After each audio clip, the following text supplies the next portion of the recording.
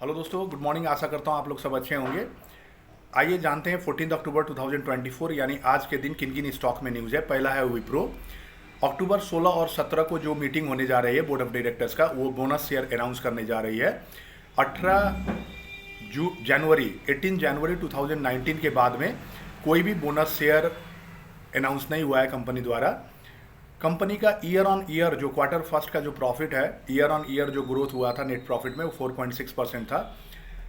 और इसका जो रेवेन्यू था वो गिरा हुआ था।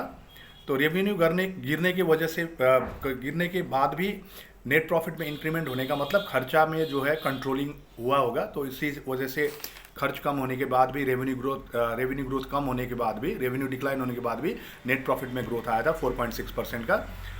नेक्स्ट स्टॉक है HAL हाल। हाल को डिपार्टमेंट ऑफ पब्लिक इंटरप्राइजेज ने महारत्न कंपनी में अपग्रेड करने के लिए अप्रूवल दे दिया है। तो महारत्न कंपनी ये होता है, एक नवरत्न कंपनी होता है, एक महारत्न कंपनी होता है।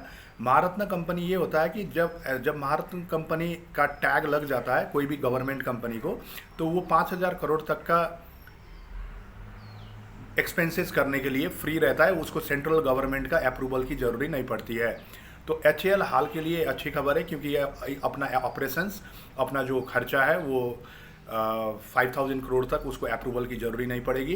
तो इससे कंपनी का ऑपरेशन स्मूथ होगा, जो कि HAL हाल के लिए एक अच्छी खबर है। नेक्स्ट स्टॉक है DMart Avenue supermarket. Avenue supermarket का सेकेंड क्वार्टर का जो डाटा निकल के आया है, सेकेंड क्वार्टर का जो रिपोर्ट आया है, उसमें इसका जो नेट प्रॉफिट है वो 5.77% से ग्रोथ हुआ है। और ये इसका टोटल वैल्यू है 659.58 करोड़ का। तो 659.58 करोड़ का ये नेट प्रॉफिट है टोटल अमाउंट, और 5.77% से इंक्रीज हुआ है। रेवेन्यू बढ़ा है 14.41% से, जिसका टोटल वैल्यू रेवेन्यू का 14,444.50 करोड़, 14,444.50 करोड़। और EBITDA earning before interest tax depreciation का जो ग्रोथ है वो है 29.3%। इसका टोटल वैल्यू है 1693.80 करोड़। और इसका जो मार्जिन है वो एक्सपैंड हुआ है 7.6% से। तो डीमार्ट का एवेन्यू सुपरमार्केट का काफ़ी अच्छा खबर आया है, ग्रोथ काफ़ी अच्छा है। नेक्स्ट स्टॉक है अदानी पावर।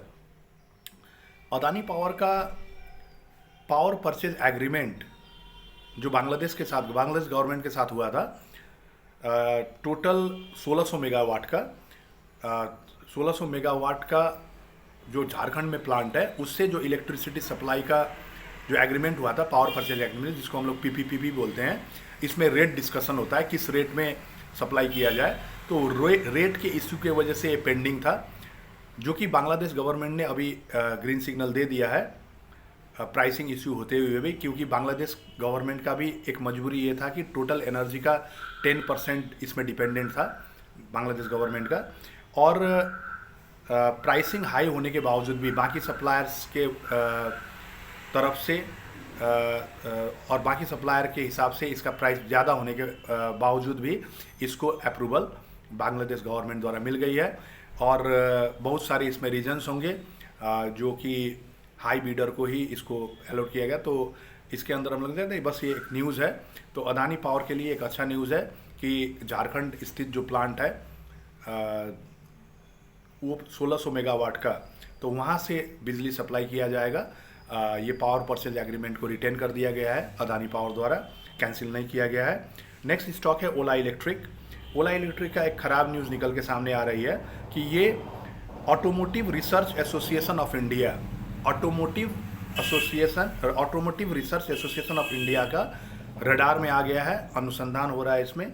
अनुसंधान इस विषय में हो रहा है कि इसका जो प्राइसिंग था S12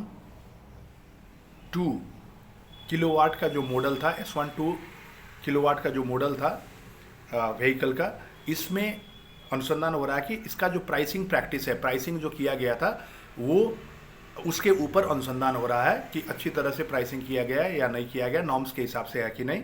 और दूसरा ARAI द्वारा ये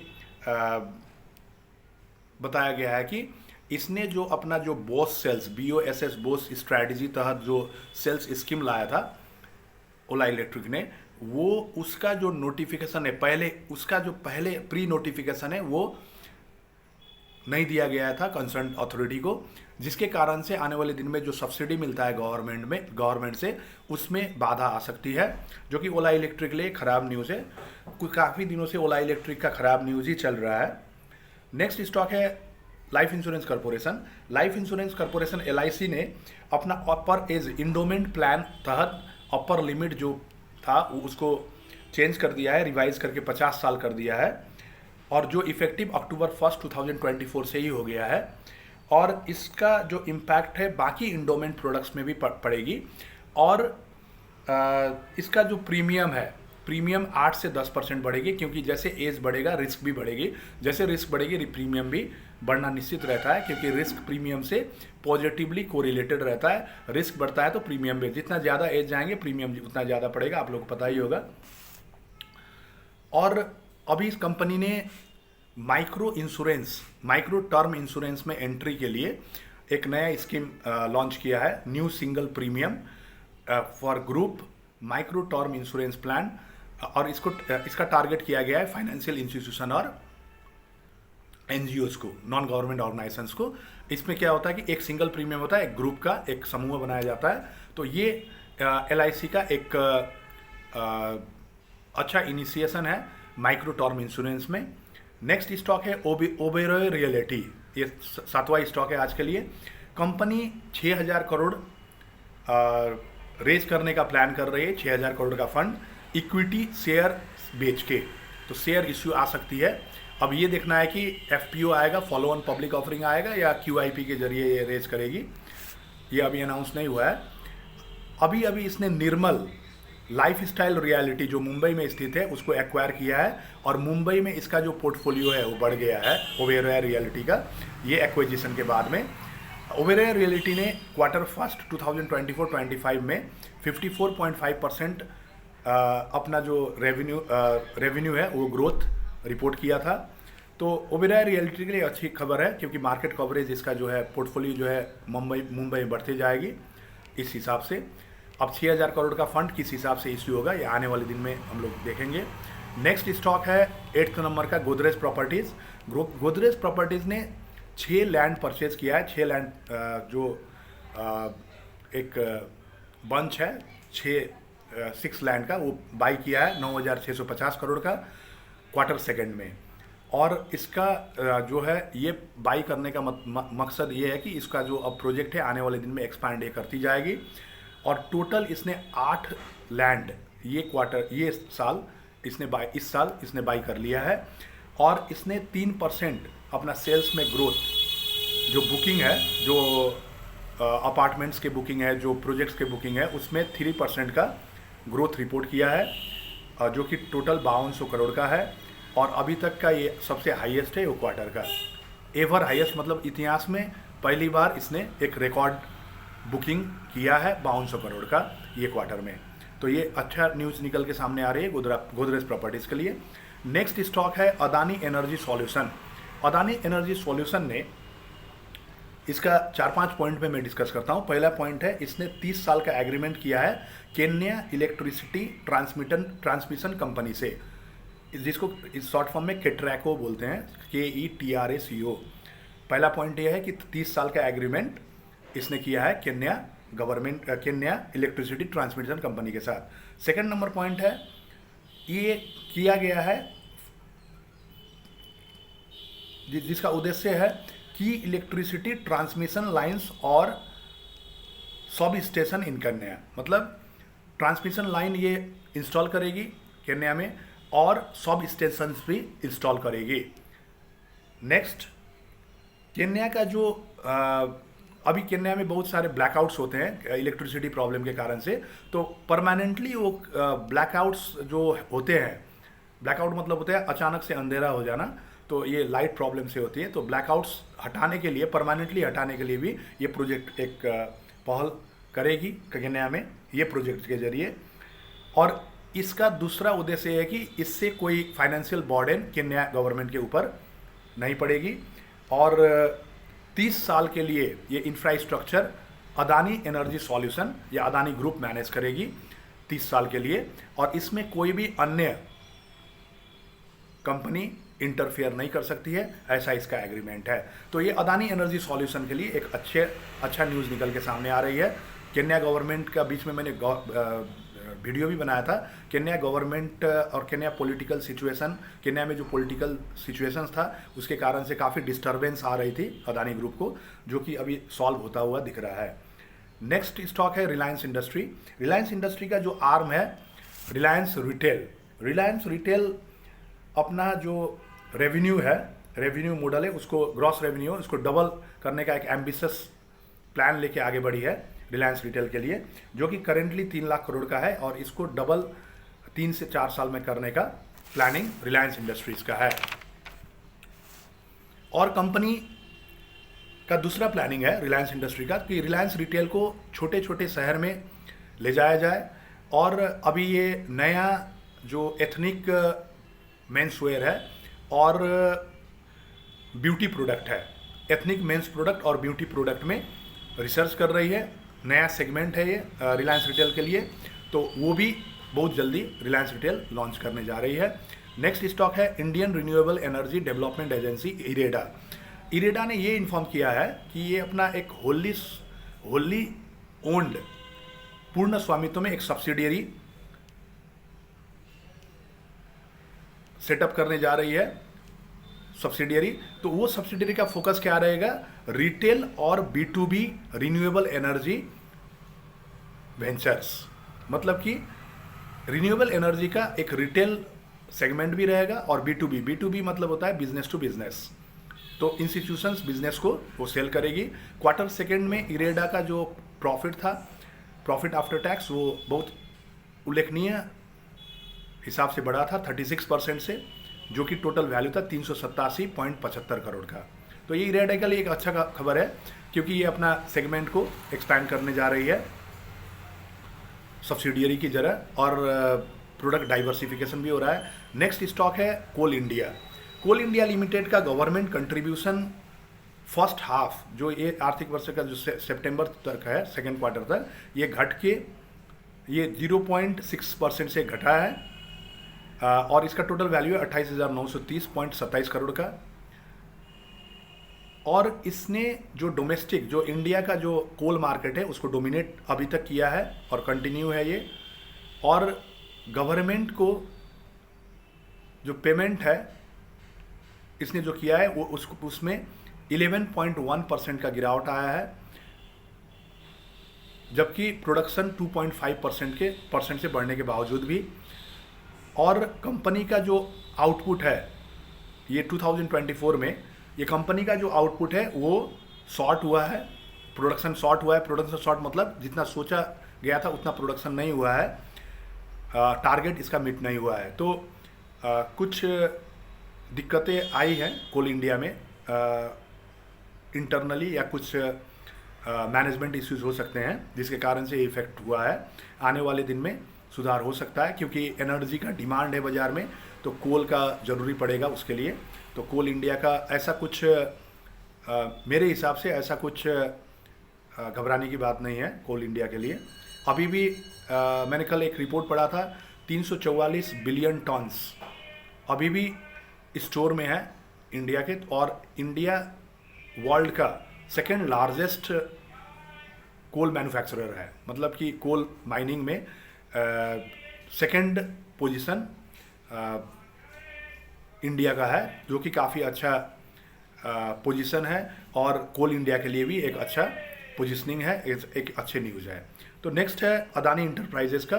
अदानी इंटरप्राइजेज ने सक्सेसफुली $500 मिलियन रेज किया है शेयर बेच के, और इसका जो रिटर्न टू इक्विटी, इसका जो इक्विटी मार्केट है, पहले बीच में बहुत सारे बॉन्ड इश्यू करके, करेंसी फॉरेक्स नोट्स इश्यू करके इसने फंड रेज किया।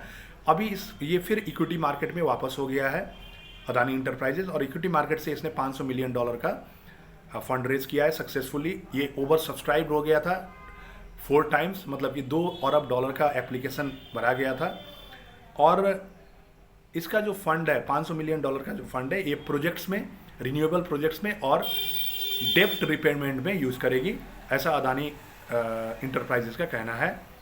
नेक्स्ट स्टॉक है GIC, general insurance corporation. General insurance corporation ने इसका जो फाइनेंशियल स्ट्रेंथ है उसको बढ़ा दिया है, इसका रेटिंग बढ़ गया है B++ से A- तक। तो B++ सब स्टैंडर्ड ग्रेड था, उससे बढ़ के ये हो गया है A-। तो ये अच्छा न्यूज़ है GIC के लिए।